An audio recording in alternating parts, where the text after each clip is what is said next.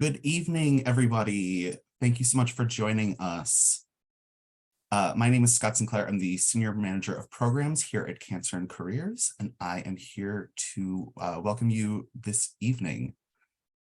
For those of you who are listening in on your phone, please let us know by sending an email to cancerandcareers@cew.org with your name and the phone number that you're dialing in from. That way we can confirm your attendance and make sure that you receive all the relevant follow-up information after the webinar. If anybody here is new to Cancer and Careers, we are a national nonprofit and the only program of its kind solely dedicated to empowering and educating people with cancer to thrive in their workplace. This lists all of our free programs and services that we offer. Our comprehensive website, available in both English and Spanish, is the heart of everything that we do. There you can find various support services, including our resume review service and access to career coaches. Our educational blog and news feed are both rich resources where those who have been diagnosed, their caregivers, employers, healthcare professionals can stay current on topics related to work and cancer. Our free publication library is available in both English and Spanish and provides tangible, easy to digest information on working and looking for work after a cancer diagnosis. And they're available both in hard copies and PDFs. We also offer numerous events each year, from hour-long webinars like the one that you're attending today to full-day events. And I will be back at the end of the presentation to tell you a little bit more about what we have coming up. For those of you who are seeking continuing education credits, this slide lists all of the organizations that have accredited today's webinar, as well as the required steps for getting a certificate. This information is also available on our website, and a link to the evaluation and post-test will be shared at the conclusion of the webinar today. So please take the time to complete it at that point. But if you're not able to complete it today, that's totally fine. You'll receive an email sent no later than tomorrow, November 2nd, by 5 p.m. Eastern Time, which will have a link to that as well. And for those of you planning to request continuing education credits, our accrediting bodies require us to share this slide to let you know that there are no conflicts of interest to report. As you might know, Zoom has a lot of great features which you can use to interact with us today. The chat box in your features panel, feel free to use the chat box to communicate with our speakers, our staff, and other attendees. However, it's important to note that the chat box is not private and will show your first and last name. So that's something to be mindful of when and if you decide to engage in the chat. The Q&A box is also there. If you have any questions, we'll be doing Q&A at the end. So drop your questions in the Q&A box, not the chat box. There's a chance we might miss something in the chat box. And we know the importance of privacy, so there is the option to submit your questions anonymously in the Q&A box. If we don't get to your question today, please send us an email, cancerandcareers@cew.org, and we will get you a one-on-one response to your question. Now, thanks in part to support from Genentech and QVC, Cancer and Careers is proud to offer this 9th year of the Balancing Work and Cancer webinar series, which was created to provide anyone whose life has been touched by cancer with concise, targeted information about work-related issues that arise after a diagnosis. And we are also happy to welcome Beijing as a lead sponsor of tonight's webinar. Additionally, we'd like to recognize Cancer and Careers as year-round sponsors who support all of our core programs and allow us to continue providing all of our resources and services free of charge. Now, as many of you know, cancer often impacts more than just the person with the diagnosis. For those in a caregiving role, there are often new emotional and practical responsibilities taken on. It can often feel as if those who are caregiving are working 2 full-time jobs, which can lead to feeling overwhelmed. The challenge to meet these many responsibilities while also preserving energy for yourself, your family, and your job. To help walk you through this tonight, we're joined by Brandon Gottlieb and Nicole Jarvis. Brandon has more than 20 years of experience in the talent acquisition industry and is currently the Director Talent Advisor at the largest nonprofit health plan in New York State. He's also one of CAC's volunteer career coaches and has personal experience as a caregiver to his daughter. Nicole is the Assistant Director of Programs here at CAC as well as one of our in-house social workers. Once again, I'll be back at the end of tonight's presentation to give you a little bit more, but for now, I will hand it over to Nicole and Brandon. Great. Thank you so much, Scott, and welcome, Brandon. We're so grateful that you could join us this evening. So I just want to jump right into it. I want to start out today by talking about something that many caregivers may relate to. We know that caregivers of people diagnosed with a serious or chronic medical condition often find themselves confronting some common misconceptions related to work. These things may include they don't want to work or won't be as productive because of their caregiving responsibilities, or that because they themselves are fine, they don't need any special considerations on the job. Now, because these are largely faulty assumptions, they also serve as barriers to other people understanding the full picture of an individual's experience. So one of our goals for tonight is to illustrate that there's much more nuance involved with caregiving in the workplace than a lot of these misconceptions will allow for.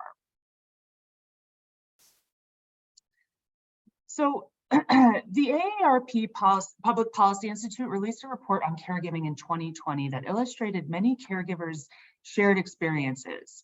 The majority of caregivers were managing work either part-time or full-time while caregiving. And of those, many experienced an impact to their employment situation as a result of their caregiving responsibilities. Days off, cutting back work hours, and even leaves of absence were all cited as ways that they changed their approach to work while they were caregiving. Now, this is, of course, not everyone, but it can be validating to recognize that these are some of the ways caregivers were able to balance their work and caregiving responsibilities. So we can't really discuss the experience of caregiving without digging into some of the challenges that are associated. From that same AARP study, 3 primary struggles were cited. The first was mental strain, feelings of stress, guilt, anger, anxiety, and so much more were prevalent among caregivers. And then there was physical strain, experiencing their own health challenges as a result of this new amount of emotional stress, but also some of the physical aspects, such as less personal time in the day to address self-care, less sleep, maybe taking over more household tasks. And then there was financial strain. This can be challenging to plan for since there's no set timeline, and you're often taking on debt, maybe medical, loss in income from your partner not working, or loss in income if you yourself have your work hours cut, etc. So these are all things that a lot of them had cited as being challenges, and I wonder if, Brendan, if you can speak to a few of those as well. Absolutely. I imagine that this would resonate with any caregiver on the call today, and they certainly do for me. My daughter was diagnosed with medulloblastoma. She was 6.5 when she was diagnosed. So for my wife and I, at times, we barely slept. We were either planning for the next day, the next week, or simply worrying about test results. When we did sleep, we became very light sleepers. The slightest sounds would make us jump. My wife stopped working, and fortunately I was able to keep working, but over the years we met many other caregivers at Memorial Sloan Kettering on the 9th floor, if anyone's familiar with the pediatric floor, an amazing place. We met many people along the way who were either unable to work or not local and living in a Ronald McDonald house, trying to balance going back and forth. Yeah, I mean, caregivers often sacrifice their own well-being for their loved ones, especially when caring for a child. Thank you for sharing that with everybody. I'm sure it helps them to kind of understand what your perspective is tonight as well. So tonight, we really want to focus on thinking through your circumstance and how to best approach making decisions around best plans of action. It's important to remember that you shouldn't feel obligated to make decisions right away or even all at once. This can be a really fluid process. You may experience a range of emotions related to processing your loved one's diagnosis. This can include shock, stress, anxiety, depression, numbness, an urgency to get things moving, and so on. Regardless of the specifics, know that whatever you're feeling is valid. There's no right reaction in these kinds of scenarios. While you may feel you need to be stoic for your loved one, allowing yourself to feel these emotions can be an important part of preparing to make future decisions.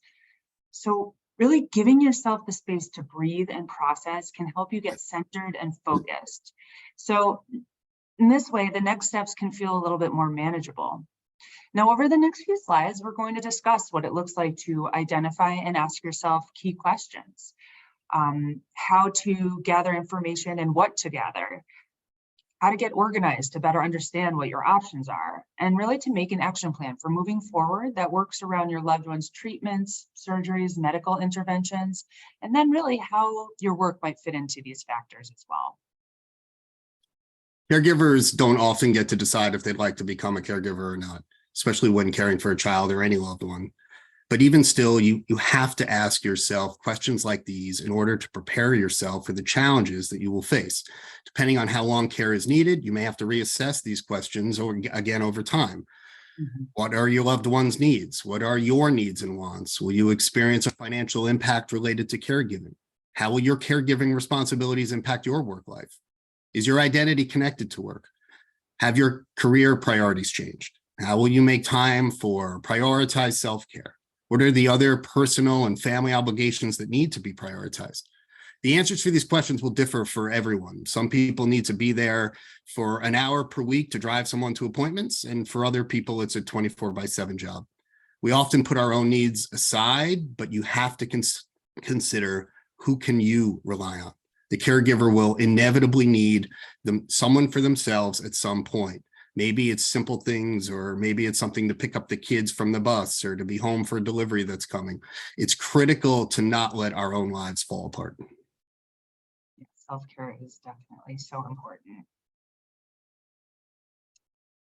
So once you've asked yourself these many questions, you're going to need to begin to gather information. So we separate these into buckets so that they're easier to organize. So this first bucket is medical and practical information. So about your loved one. So this is information on your loved one's medical and practical needs, including appointments, treatments, surgeries, timelines, needs, and side effects, and so on. Then you're also going to want to look at your own medical and practical information, since your needs and health are not completely on hold at this time. Also look into support and resources that might benefit you, and consider what other personal obligations you might have. Then the next one is work information. So looking into things like policies, PTO, leave banks, and really thinking about the culture of your workplace and your job demands. All these things can really help to inform your decisions. And finally, legal information. It's worth gathering legal information about federal, state, and local laws that may be applicable to working caregivers, because a lot of people might assume that things don't apply to them, but it's always worth doing that research from the start. So medical information should be gathered from your loved one's healthcare team. So this includes, as I mentioned, timelines for surgery, chemo or radiation, as well as what potential side effects you can expect. This information can help you figure out whether it will be possible for you to work during all of your loved one's treatment, or if you may need to take time off. So as Brandon mentioned, if it's just driving them to appointments, or if it's needing to be by their side every day during the day. It'll also help you to understand the extent to which you'll be physically needed as a caretaker. If it's, for example, if it's likely that the side effects are expected to hit them pretty hard, factor that in as you figure out what a realistic plan will really look like for you. And it's a good idea to become aware of supportive services available, such as transportation, financial assistance opportunities, as well as specific guidance on how to best play the caregiver role. We've found and heard that hospital social workers can really be a great help with these. Depending on, were you going, are you okay for me? I don't want to interrupt you. Yeah, no, go for it. Depending on the relationship, the caregiver may or may not have the opportunity to be given information from the doctors directly. But whenever possible, caregivers should try to have firsthand information as much as they can. Try not to rely on secondhand information passed down from your loved one. In my case, this was not the issue when you're dealing with a child, but it certainly can be. If it was my father, I'm sure I never would have heard anything firsthand. So I would have absolutely had to have been in every meeting. But this goes for financing as well. Caregivers might want to meet directly with finance departments. Many hospitals, to Nicole's point, also have what they're called patient advocates or caregiver advocates. And these are usually volunteers who check in with patients and caregivers. Take advantage of them in any way that you can when you have questions, concerns. My wife and I sometimes would lean on them to try to see what was taking so long, if we were stuck in a waiting room, things like that. But they're usually there, and when they're available, take advantage of them. Yeah, absolutely. And I just want to quickly shout out this organization that we've linked on the bottom of the slide called $4. They assist patients and families on understanding if they're eligible for charity care from hospitals. So help with medical bill relief and things of that nature. So they basically do all the work, which is really nice. You give them all the documentation, they do a screening. And so if you are concerned about the medical bills that might be piling up, it's definitely worth looking into that. A lot of people are unaware of the charity care in most hospitals. So. Research policies and benefits related to your job before you disclose to anyone at work. Identifying and understanding existing policies like leave policies, remote work options, scheduling flexibility, employee assistance programs and policies, employee portals and handbooks, trusted colleagues who have a good grasp of the company culture and environment. You know, from an HR perspective, again, I have 25 years in talent acquisition and HR. It's important to really be informed of your options. Just being on the Zoom, even knowing about Cancer in Careers, to me, it means that you're actually ahead of many of other caregivers who are, when it comes to looking for resources. So kudos to everyone who's taken the time to join this webinar. I'd also mention that this might be the only time when it's good to look online to gather information, because it's not good usually to search the web when you first learn of your loved one's diagnosis. Seeing those kinds of statistics or random medical histories can be disastrous. Certainly for me and my wife, we had to make sure we were off the internet for stuff like that. But in this particular case, it is really good to research your federal laws, state laws, company policies, and networks for resources like these, like Cancer in Careers. Work relationships with your boss, your team, your colleagues really come into play here, depending on the situation. And this was certainly the case for me. I had to ask myself every single day, where do I need to be tomorrow? Every day. I could not think much further ahead than that. And I needed my calendar to include everything, reminders, alerts, etc. And any day I might be telling colleagues or my team that I needed to cancel every single thing for tomorrow and figure out a way to do it on another day. And everything was up in the air. Absolutely. And like you mentioned before, knowing who you can rely on and when is a really important part of this process, part of the information gathering process as well. So we do recommend gathering legal information. And this isn't because we think that a situation is likely to become litigious.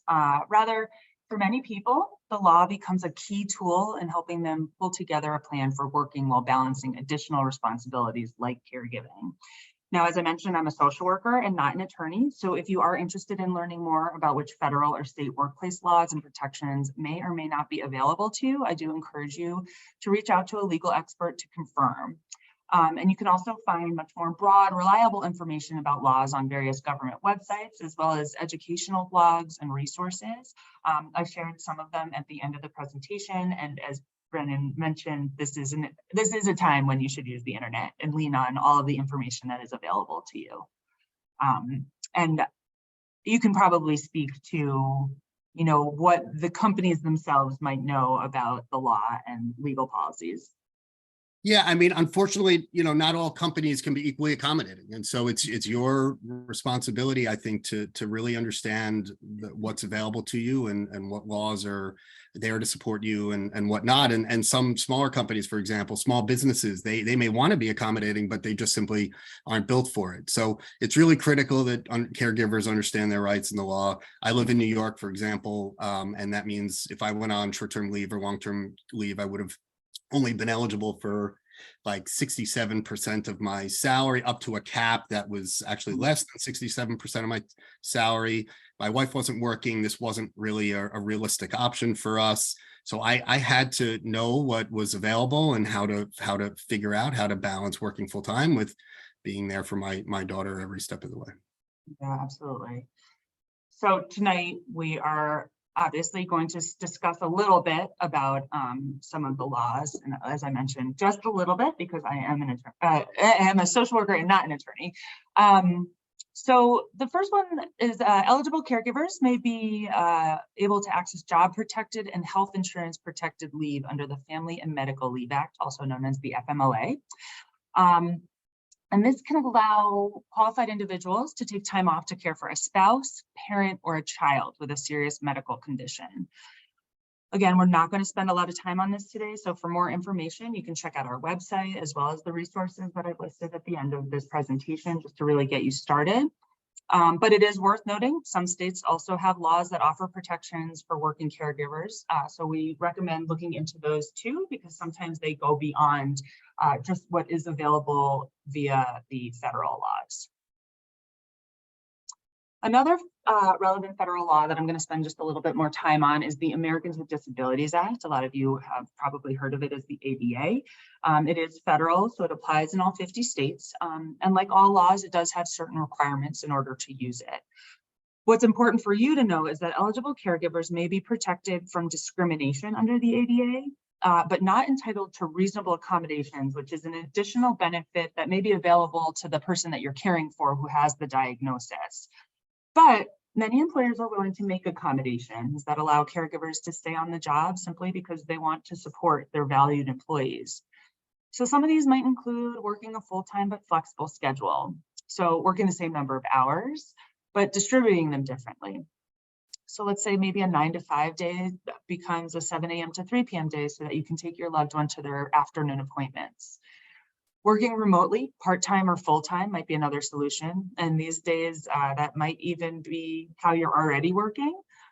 This can eliminate a draining commute and reserve some of your energy to work, or it can also allow you to stay physically close to your loved one. Perhaps if you are caring for a child, you'd obviously need to be home for them all the time. So just something to consider. It's also important to remember that replacing a valued employee is really time consuming and it's very costly. So many employers want to do everything possible to make sure that you're able to keep your job as a valued employee. And ultimately, it's so important to remember that the only definite no is the question not asked. So it's always worth exploring what options are available and never making assumptions that something isn't a possibility for you. Now, having all of this information can feel really overwhelming as you're both participating in the coordination of care for your loved one and addressing your own needs. So getting organized can be very, very helpful. With the necessary information in hand, you can sit down and assess options for what your work and your schedule will look like. You'll also want to look at your options when it comes to who and what you tell about your situation. Will you prefer to keep this between you and your supervisor? Is it helpful to inform coworkers so that they're aware? These are all decisions to make based on what you learned and came across in your information gathering phase. And getting and staying organized can also help remove some of the strain and some of the stress from work. And it can help you be better prepared for having a plan A or B or C, because it's possible and likely that your plan may not work out as exactly as you anticipated. So really having information on hand so you're able to really pivot when necessary can also greatly reduce some of that stress and really help you to plan ahead. Now we want to just talk about some of your best practices for getting organized and staying organized. Now, keeping all of your paperwork and documents in one place may seem like a really simple thing, but it can make a huge difference. It can reduce the headache of searching for important details that are necessary to make appointments, or navigate insurance, so on. It's also common that when fact-finding, you might come across relevant information or information that's not relevant today, but may be useful down the line. So putting it in your centralized storage location means that you'll know where to look for it when the time comes that you actually do need it. Also, helping track questions or concerns or thoughts of the person you're caring for can be really helpful if any cognitive challenges like fatigue or just the stress of treatment start to impact their memory or yours. This can ensure that nothing gets missed during appointments or other conversations with providers. And ultimately, it can help if you don't have to rely solely on your memory as you juggle everything at once. I'm curious if that speaks to your experience as well. You have to be super organized, both for yourself and for your loved one, of course. For me, my calendar was critical. I had alerts. They weren't just appointments. It was alerts for when my daughter needed to take her meds, alerts for when I thought I might hear back on a confirmation for something. And if I didn't hear it, I would call an alert for everything I could think of. I had different colors for work appointments and personal appointments. I had reminders on my calendar to remember to eat, to just make sure I didn't, the day goes by and you didn't actually eat anything at some point. So things like that, you have to just, and we'll talk, I think, a little later on a little bit about taking advantage of technology, but that was for me when I needed to stay. This was my calendar. I mean, a calendar is key in organization and time management. So getting organized, some best practices, getting organized, some additional things to talk about, taking notes during important conversations with medical professionals, employers, et cetera. It takes the burden off your loved one so they can focus on conversation with their healthcare team. Making audio recordings may also be good, or even a better option if the person you're speaking with agrees. And I'll talk a little bit about that in a minute, but notes and recordings remove the pressure of relying heavily on your own memory. On more than one occasion, we asked doctors if we could record a conversation. We always ask. You never just want to hit the button right when they're about to talk. They might get a little thrown off by that, but ask first.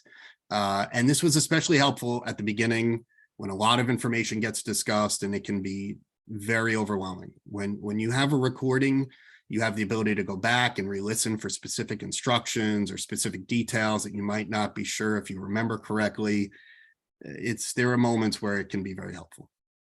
Yeah, and absolutely. And you always do have to ask, some people are concerned, some doctors might be concerned that you're using it for the wrong reason, or to have an "I told you so" or a gotcha moment. But I think the majority of them are pretty open to it.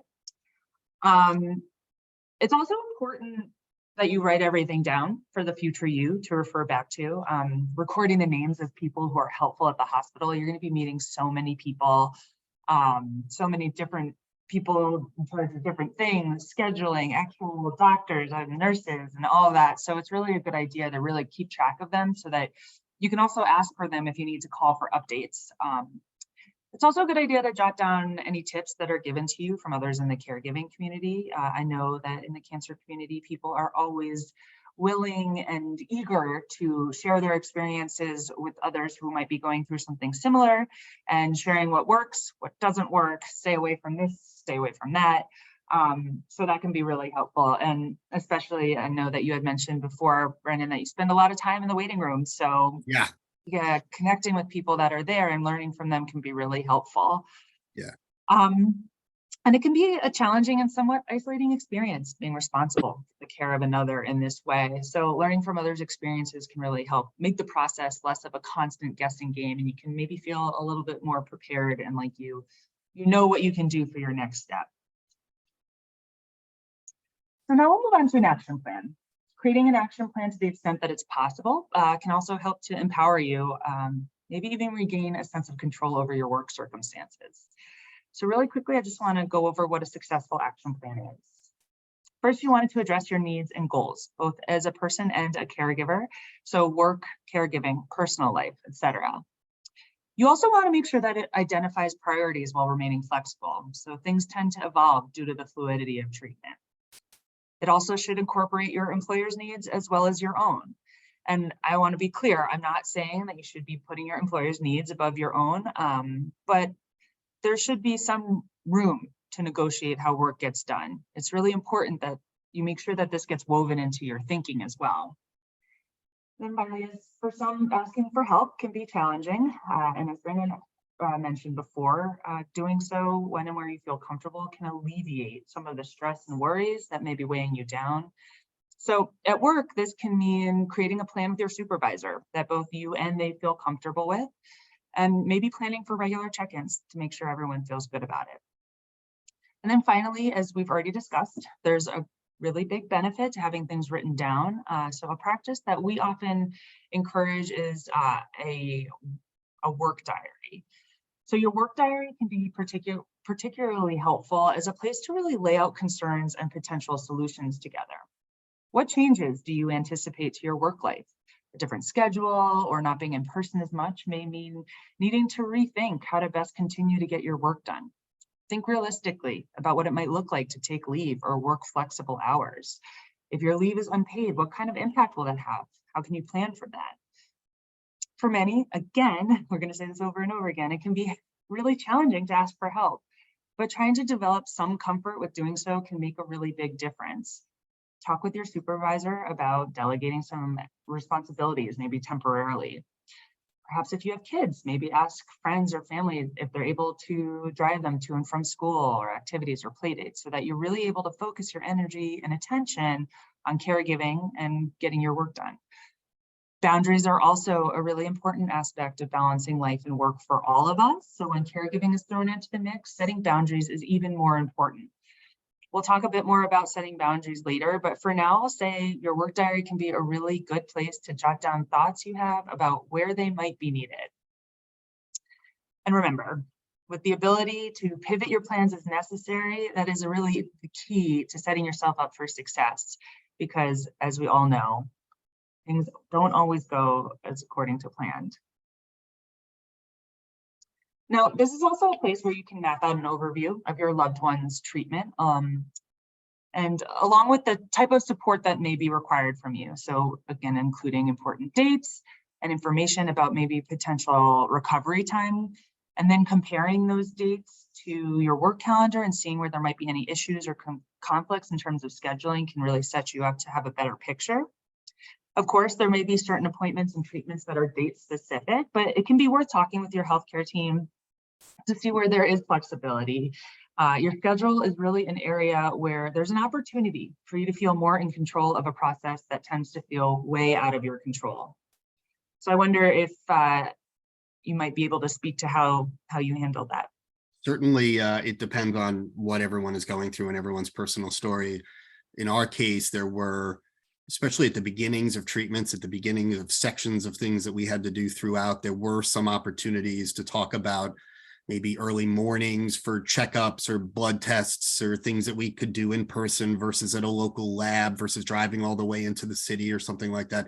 But to your point, for the big stuff, the surgeries that you don't get to, you just get told where to be and they don't ask you if you're free that day or not. Right. But, so you have to rely on others sometimes. Absolutely. And one area where you might have to rely on others also is creating a self-care plan for yourself. As we've mentioned a number of times now, self-care for a caregiver is incredibly important. So you want to be specific with yourself about when and how that will happen for you amidst all that's going on and all the tasks that you're going to be juggling. So small things like making sure to just go outside and get fresh air every day, to bigger things where you may schedule some solid alone time for yourself can really pay off in keeping you grounded and helping to de-stress. So really being able to maybe ask for help if someone could come over to watch your kids so you can go to the gym, and get some exercise if that's what you like to do, or maybe if you're taking a class, things like that, all worth exploring and what makes the biggest difference for you. And I wonder if you had anything that was particularly important for you when you were caregiving. For me, honestly, and it has something somewhat similar to the work diary, writing always helped me. And whether writing might mean, writing on my phone, on an app on my phone, but writing and sort of getting it out of my head has always helped me tremendously. It's more sort of my way to vent. And this also, in this particular case of caregiving, really helps you sort of remember specifics because you're sort of jotting thoughts down in real time. And sometimes it's work related, sometimes it's not, but sometimes it's separate, sometimes it's not, but just kind of getting it kind of on the page, if you will. And then of course, if you have it, on like an app or something, you can go back to it and remember like specifics about things that you wrote because you wrote it sort of in real time. Yeah. That was it for me. That was it for me. Yeah, writing is very therapeutic in a lot of ways as well. And then recording your day-to-day activities at work can also prove beneficial. So really documenting your work and your schedule, including descriptions of your projects, the associated tasks, and what has been done, as well as your to-do list with the next steps. They can all help you to really stay organized and effectively manage your time, and also creates a log of the tasks that you accomplished that day or week. Also, tracking hours and assignments could prove valuable if worst case scenario arises at work and you start to suspect that maybe there is a little bit of discrimination taking place. Again, as I mentioned, we don't bring this up because we think it's likely to happen. And obviously, I hope very much that none of you on this call ever experience that. But unfortunately, we do know that some people do run into problems in their workplaces. And in those instances, having a notebook where you've been keeping a detailed account of your time and accomplishments can prove very valuable in the event that you are concerned that they are kind of targeting you for anything. Now, whether or not to disclose your caregiver status at work is an important consideration. So that can be really complex. We're going to spend a few slides discussing it. We really tell people that disclosure exists on a spectrum. So keep in mind, it's not an all or nothing decision. Whatever you feel comfortable with sharing is totally valid, and sharing nothing is also an option. Also, remember to always consider how your loved one feels about you sharing about them in your workplace. Now, for those who do decide to disclose, you'll want to think about what and how much your supervisor and coworkers need to know, and know that the need for sharing may change over time as well. Remember, how much you share is entirely up to you.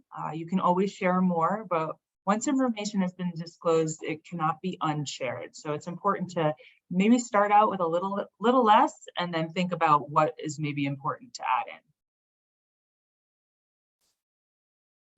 And it's also important to think about disclosure on the online space and how that can have potential ramifications in the workplace, both for you and the person you're caring for. So we recommend that you each develop a personal disclosure plan for your online presence. Make clear decisions about what, if any, information about their cancer journey is okay to share online and off, and where you're going to share it in terms of specific websites or blogs, etc. And then communicate those decisions with the people in your network. Because doing so can really help prevent some accidental, unwanted disclosures. And even if you have shared preferences, it's still a good idea to monitor what's out there and what others might be posting, so that you have a sense of what's out there about you. It's also important to think through, let's say you posted a picture on Instagram of a hike you took or a walk you took, and everybody said, oh, it's so great that you were able to get out from XYZ or not at the hospital anymore. So this is really important to keep in mind, to really communicate with those in your network about what you would like to share and what you wouldn't.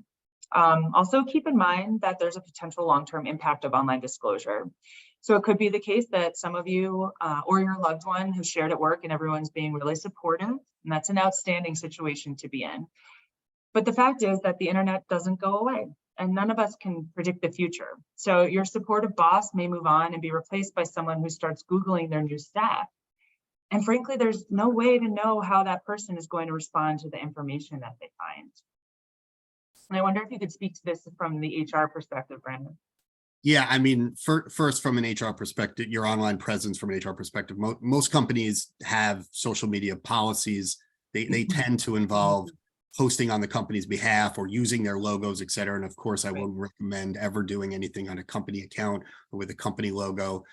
They don't tend to restrict you from having a personal account, but I do not, I recommend, if you choose to use social media at all, to use the outlets the way they're intended, right? So for example, posting your journey on LinkedIn might not be the best site for that. And to your point, there are some sites like Instagram stories or Facebook that maybe only last for 24 hours, but you also may not need the guy you went to elementary school with to be curious and checking in with you. Keep in mind, whatever you post, your loved one may also be getting pinged based on what you post. So you really need to be on the same page with that. So again, from an HR perspective, I would say there are, as to Nicole's point, niche sites for sharing information about your health information or your family's health journey that maybe have a specific link, private links that you can only log in with a password. Or the thing that I would recommend most of all, which is what my wife and I did, we just had a group of an email addresses that we shared email updates to the people that we needed, who needed to see it and that we wanted to give updates to, and that was it. But again, communication is key, being on the same page with your loved ones, and to your point, Googling yourself every once in a while, that's what potential employers will see. So it can't hurt every once in a while to Google yourself and see what's on there, what's showing up, at least on the first 2 or 3, pages. People don't tend to go to, employers don't tend to go to page 8 or 9, but certainly the first 2 or 3. Yeah. Absolutely. So this brings us to wondering, do you have to tell your employer that you're a caregiver? So we're frequently asked whether this is a requirement to disclose that you're a caregiver, and generally speaking, there's no requirement to share this information, but people may decide that they want to for a variety of reasons. So it's important to ask yourself a couple of questions. Are there legal benefits to disclosing? So accessing some of those protections we discussed earlier. Interpersonal benefits to disclosing. Are there practical benefits to disclosing? Now, some people are sharers and they can't imagine a big life-changing event and not telling, but others feel very uncomfortable sharing information about their personal life and are much more private. So however you feel about sharing is valid and should be taken into account. As I mentioned earlier, that workplace culture can play a role as well. So if you work at a small company where your colleagues feel like a second family and know everything about your lives, or is it a big corporation where the environment is more competitive and heads down and private, it can be incredibly valuable to consider this as you begin to think if or how you even share that information.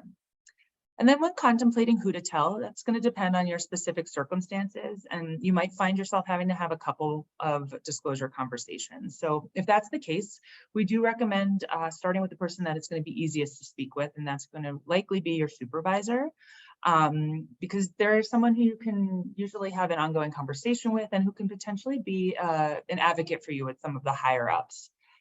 But it's important to bear in mind that most managers are not trained to be managers. So this might be the first time that they're having this type of conversation, and they may feel that they're in uncharted waters and really not sure what to do. And so it often puts the burden on the employee to help teach that manager what to do next. So we have linked some to our manager's toolkit on this slide, and this is something that we created. So there's something concrete that employees could take to their managers, into these conversations with their managers rather, that could really outline how they could best be supported. And it's just a really helpful, useful tool to get those conversations started. Now, for others, a supervisor might be out of the question, so they might want to go to HR instead. As Brandon can speak to, HR can be a font of information since they're the ones who understand the employer policies and may have even had experience with others who have been in similar circumstances in the past. But perhaps the most important thing to disclose in any of these conversations is really the idea that your plan is fluid, helping them understand that the things that you're sharing are what you know today and that it's likely going to be an ongoing conversation. This can help your employer really understand that you intend to communicate with the most updated information that you have.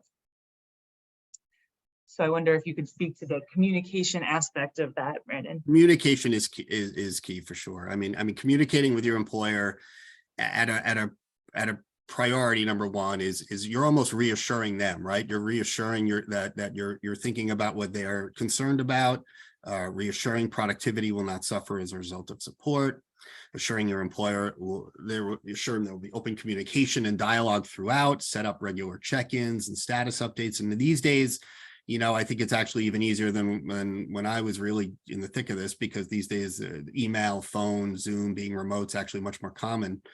But deciding what information you're comfortable sharing, you may just tell people that you're dealing with a family issue. Maybe they don't need to know all the details. So your coworkers understand there's something going on, but maybe it's a little bigger than they thought, but they know enough that they need to know. Strategically express any requests that you may have with your employer so that you can work together to meet your needs and theirs. So when you're thinking about disclosing, and this is a real thing, you have to be prepared for potential challenges. And as Nicole's been saying throughout, we hope that you don't have any challenges, and you may not have any challenges.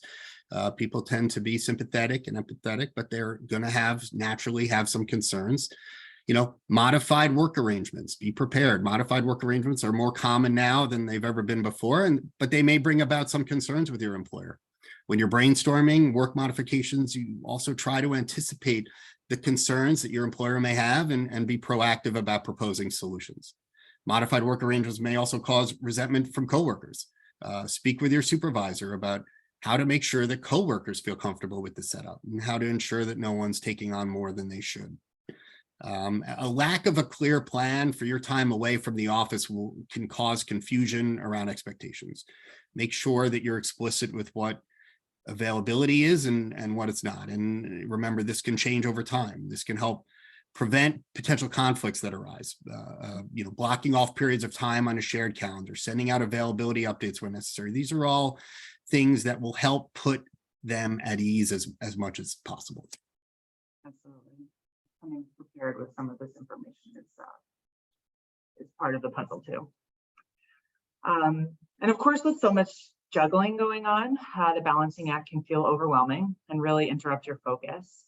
So some helpful habits to incorporate some better focus can include doing one thing at a time, making a list of priorities, avoiding outside distractions and turning off phone and email notifications, making sure to communicate when you're going to be doing that so people aren't desperately looking for you. Creating a cheat sheet, so if you're feeling distracted in a moment, you don't have to kind of have that head scratching moment where you're trying to figure out what you're trying to say or what you need to remember. Also staying organized and clearing away clutter can make a big difference. And always trying to build breaks into your day.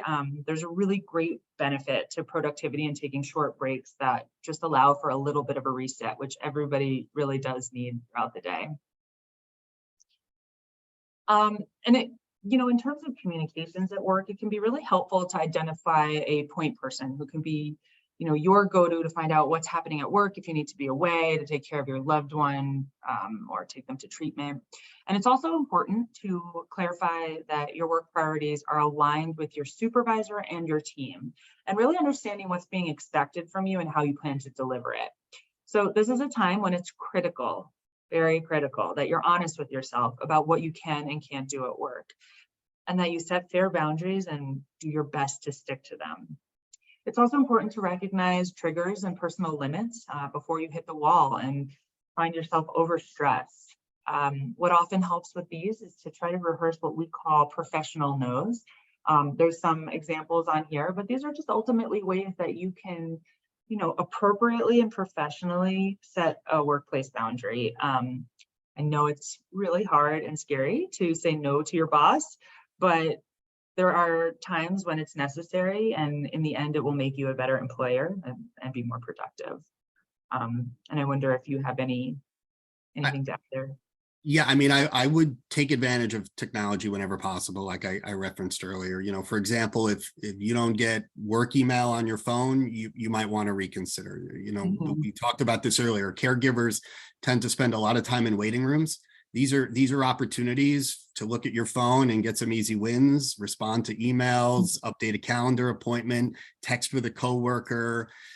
These days, many company meetings are recorded on Zooms, whether you're live in person or not, and these recordings can be watched again during times, maybe while you're sitting on your phone in a waiting room. You can watch a Zoom meeting. You can often sort of stay in the know what's happening day to day a little bit more now than ever so before. So certainly, if given the opportunity, you should take advantage of technology as much as possible.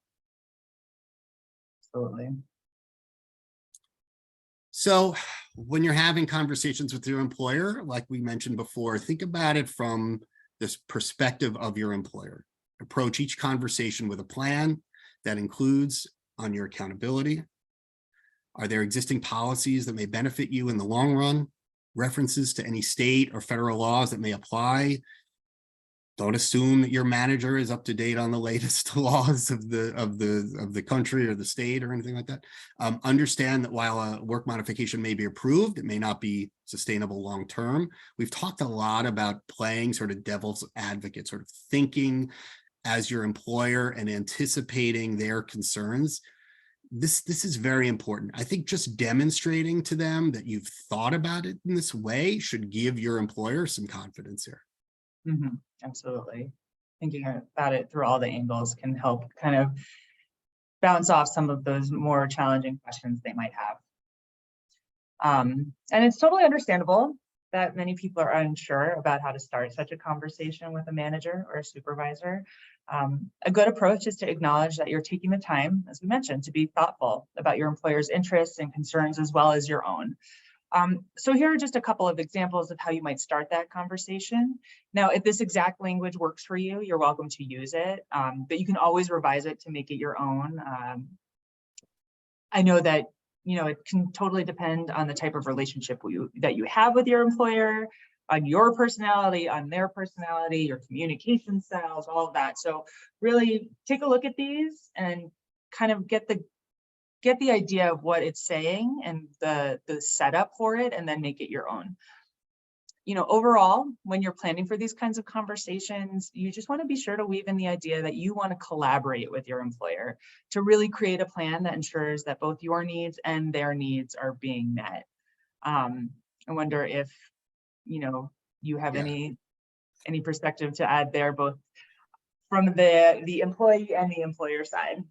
You know, it's up to everyone to decide how personal they want to share. In my case, I told my employers, I told my leaders, I was committed to figuring out how to balance this. And it wasn't just financially. I you know, as a caregiver, you can also feel very helpless at times. And I needed some hours to be productive. I needed some hours to think about something else for a little while. And I obviously I didn't want to go on leave and get a huge cut in my pay, but you know, remember that timelines vary. Sometimes you're going to be busier than others. This treatment is 31 sessions, and then after 6 weeks, I'm more available. So, you know, if no one knows what you're going through, it gets difficult to start sharing midway through. Like it's like if you choose not to share very much at the beginning, it gets even more difficult over time. So just something else to keep in mind. Absolutely. So dependent on everybody's situations. Yeah. So when we're thinking about communications, there's always the chance that your situation might be brought up by someone in the office in a way that's unwanted by you. This is another instance where it really pays to be prepared for facing these kinds of situations head on. And so some of these comments can be addressed using a verbal technique that we call the swivel. And ultimately, this is a verbal formula or pattern used in response to cancer-related comments that might be made by a well-intended colleague. So ultimately, it involves acknowledging the comment, putting an "and" right in the middle, and then really like swiveling the conversation around to a topic that's more work-oriented. So these are just some examples up here. I know it can feel a bit brash and can be a little nerve-wracking, especially if you are someone who may not be particularly direct. But being able to shift the conversation back to a place where you feel comfortable can be really empowering. And it also indicates to your colleagues that you're still a whole, vibrant person with professional contributions to make that are despite of your personal circumstances and whatever else is going on in your personal life. So again, I encourage you to practice these. A lot of the time when we are caught off guard, we might say something that we really didn't mean or really didn't want to share. But the more that you practice this, the more comfortable you're going to get with some of those on-the-spot conversations that you may not have totally planned for. And you know, I just want to end on this. You know, while the challenges of caregiving can feel great, this is a selection from a caregiver's Bill of Rights that really provides some valuable reminders and affirmations that can get lost in all the noise of your responsibilities in everyday life. So feel free to use the link at the bottom of the slide to you know, view the full copy. Maybe keep a copy of it with you when you're starting to feel overwhelmed or guilty or stressed. And just remember, you know, at the end of the day, you have to be kind to yourself, and remember that this is not easy, but there are resources and there are people and support networks that are available to help you through some of those more challenging times. So I'm just going to invite Scott back up here to talk about a couple of our upcoming events, and then we'll jump into Q&A. Thank you so much, Nicole and Brandon. That was really great and informative, and having your personal experience worked into all of this, Brandon, is really adding so much to it. Just a few quick things we have coming up. We have one more webinar left this year. It's going to be on December 6th, and that is marketing yourself. And then we're working on finalizing the dates for next year, so keep an eye out for in your email. And then we also we just opened up registration for our Midwest conference, which is going to be on March 23rd. That's our all-day conference. It's going to be happening again on Zoom, so you can join anywhere in the world. And we hope that we'll see you for one of those. And Oh, then it's actually on the 22nd. thank you so much. No problem.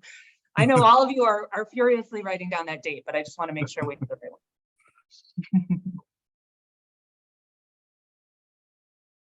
And these are some additional resources for you to click through. You should have gotten a copy of the deck with your Zoom link, so you can click through all of these later on. Yeah. We've got Nicole's contact info, and follow us on social media. And then if you want to connect with Brandon, you can find him on LinkedIn. That's the link here. Happy to connect with anyone. And then again, for those of you who are requesting CEs or PDCs, these are the requirements. We'll leave this up here. And I will turn it back over to Nicole for some questions. Okay, great. Thank you. It looks like we got a few in the Q&A box. This first one is from Jacqueline. Do some caregivers have to balance between caregiving and making sure they keep their jobs so that they don't lose health insurance used to pay for their loved one's medical care? I just thought about that after hearing about Brandon's personal experience. Yes, of course. I mean, everyone's story is different, but certainly, I mean, I remember being on the 9th floor of Memorial Sloan Kettering and speaking to parents who were cops and firefighters who had to be here, or they didn't want to miss appointments, or and how difficult it was for them. You know, I was very lucky. I could do 80% of my job from a phone and a laptop, so I could do it from a waiting room from anywhere. But a lot of people don't have that opportunity, or they don't have the ability to have treatments near where they live. Everyone's story is different. It's certainly challenging. At nowhere did we say caregivers are heroes, but I think caregivers are heroes. Absolutely. This next question is from Lindsay. How might you learn some of this information on policies and procedures if you're looking to make a career change? Well, the good news is you're in the right place. Lean on Cancer and Careers. There's a lot of resources here in this deck, and a lot of resources at cancerandcareers.org, and I said it's .org, right? And Yep. and there are career coaches. I've also been lucky to be a career coach, and there's many other talented and experienced veterans on the career coach team who can assist. But you're in the right place, so you're already ahead of the game. But definitely besides the internet, you can start here. Yeah, definitely. We're happy to help you kind of look into that. We also recommend using Glassdoor. Glassdoor is a great resource for learning about what benefits are available. It's a little bit of for those of you unfamiliar, it's a website in which current and former employees can basically review companies. It's like basically a Yelp of employment, let's put it. And you can learn about benefits that are available. You can learn about whether they stick to what they say. That's usually a helpful thing. Obviously, take everything with a grain of salt. You know, some people might be disgruntled former employees, but overall, it's just a great way to understand what the PTO is like, what the health insurance is like. Sometimes people will mention what the actual health insurance is, which is gold, because usually you don't learn that stuff until you're really deep into the interviewing process. So, you know, we would definitely recommend, we always recommend when you're doing a job search that you're doing some pretty deep research into what the company is like, so you can make sure that it's going to meet your needs. It's a two-way street when you are looking for a new job. So, all right, and I think we have time for one more question. Any advice on transitioning jobs or careers as a caregiver? I feel very stuck with where I am, both for changing health insurance that my loved one is on, and for not qualifying for FMLA if I do need to use it again. Well, this is a very difficult question to answer, in the sense that everyone's story is unique.